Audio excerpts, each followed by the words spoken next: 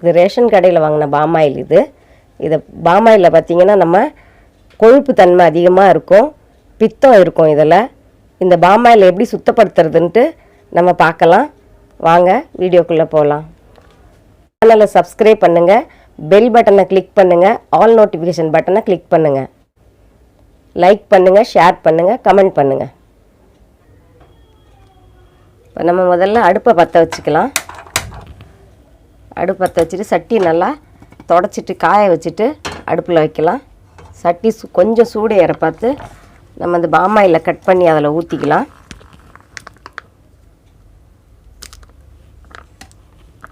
இப்போ பாருங்க, இந்த எண்ணெய் அதில் ஊற்றுறேன். வெயில் அதிகமாக இருக்கிறதுனால இந்த எண்ணெய் பார்த்திங்கன்னா உருகுன மாதிரி இருக்குது. பனி நேரத்தில் மழை நேரத்தில் பார்த்திங்கன்னா இறுகி போயிருக்கும் நல்லா. அதுக்கு இதை நம்ம சுத்தப்படுத்தலாம். இந்த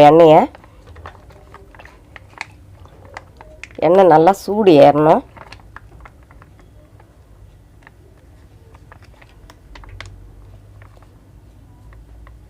எண்ணெயை ஊற்றுவோம் நல்லா ஃபுல்லாக.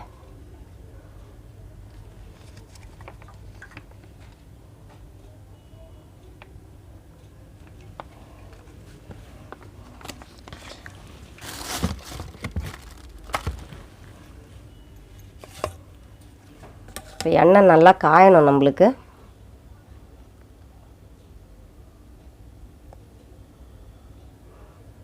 இந்த பாம் ஆயிலை சுத்தப்படுத்துறதுக்கு நம்ம ஒரு எலுமிச்சம்பழம் அளவுக்கு புளி எடுத்திருக்கோம். ஒரு 2 துண்டு இஞ்சி வச்சுருக்கேன் தட்டி. ஒரு ஸ்பூன் உப்பு கல்லுப்பு வச்சுருக்கிறேன்.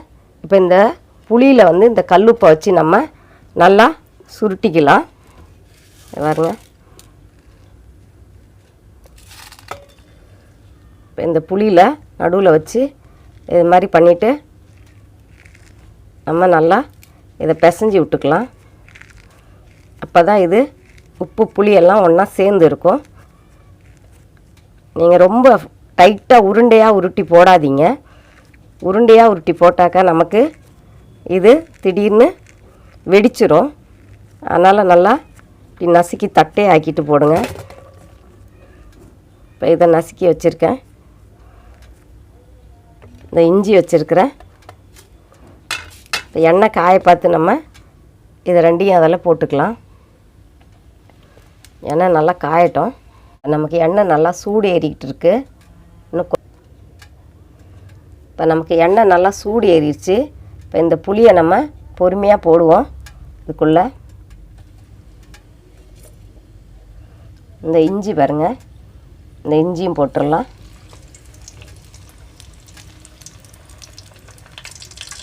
நல்லா கொதி வரட்டும். இது கொதித்து வந்தால் தான் நமக்கு அந்த எண்ணெயை சுத்தப்படுத்த முடியும்.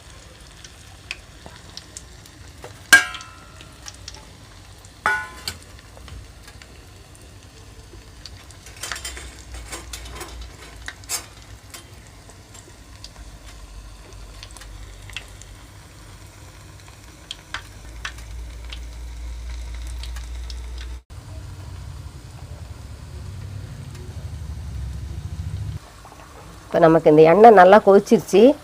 இந்த புளி இந்த இஞ்சி அதுக்குள்ளே இருக்கிற பித்தத்தை எடுத்துரும்.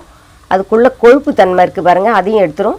மற்ற தேவையில்லாத பொருட்களெல்லாம் நம்ம இது உறிஞ்சி எடுத்துரும். அதனால் நம்ம எண்ணெயை காய்ச்சிட்டு அடுப்பை நிறுத்திட்டு ஆற விட்டுருவோம். ஆற விட்டுட்டு இந்த இஞ்சி புளி போட்டிருக்கோம் பார்த்திங்களா, உப்போட சேர்த்து அதை எடுத்துருவோம். நம்ம வடிகட்டி எண்ணெயை நம்ம ஊற்றி வச்சுக்கலாம். எண்ணெய் ஆறட்டும், நிறுத்திடலாம். நம்ம இந்த புளி இந்த இஞ்சி எல்லாம் பார்த்திங்கன்னா மேலே மிதங்கி வந்துருச்சு. அதுக்குள்ளே இருக்கிற கசடை எடுத்துருச்சு. இப்போ நம்ம அடுப்பை நிறுத்திட்டு இதை எடுத்துடலாம் வெளியில். இதை எதுக்குமே நம்ம உபயோகப்படுத்தக்கூடாது. இதை தூக்கி கீழே தான் போடணும்.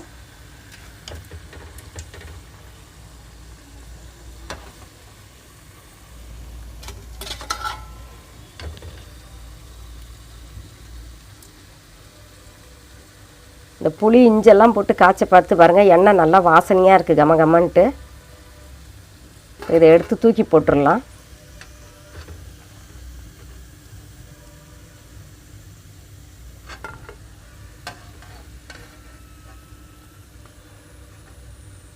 எண்ணெய் நல்லா ஆற பார்த்து நம்ம வடிகட்டி தான் ஊற்றி வச்சுக்கணும்.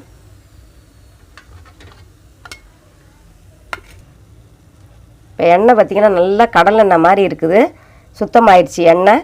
இப்போ அடுப்பை நிறுத்திட்டோம். நம்ம எண்ணெய் ஆற விட்டுட்டு இப்போ நமக்கு எண்ணெய் நல்லா கொதித்து ஆற பார்த்து நம்ம பாட்டிலில் ஊற்றி வச்சுக்கலாம். இதை சுத்தப்படுத்தியாச்சு.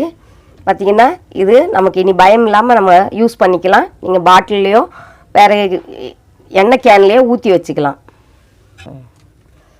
எண்ணெயை நல்லா ஆற விட்டுட்டு அதுக்கப்புறமா ஊற்றி வச்சுக்கோங்க. இப்போ நம்ம பாமாயில் சுத்தப்படுத்துகிற முறை பார்த்திங்கன்னாக்கா இப்படி தான் செய்யணும். அப்போ தான் நல்லாயிருக்கும். நீங்கள் செஞ்சு பாருங்கள்.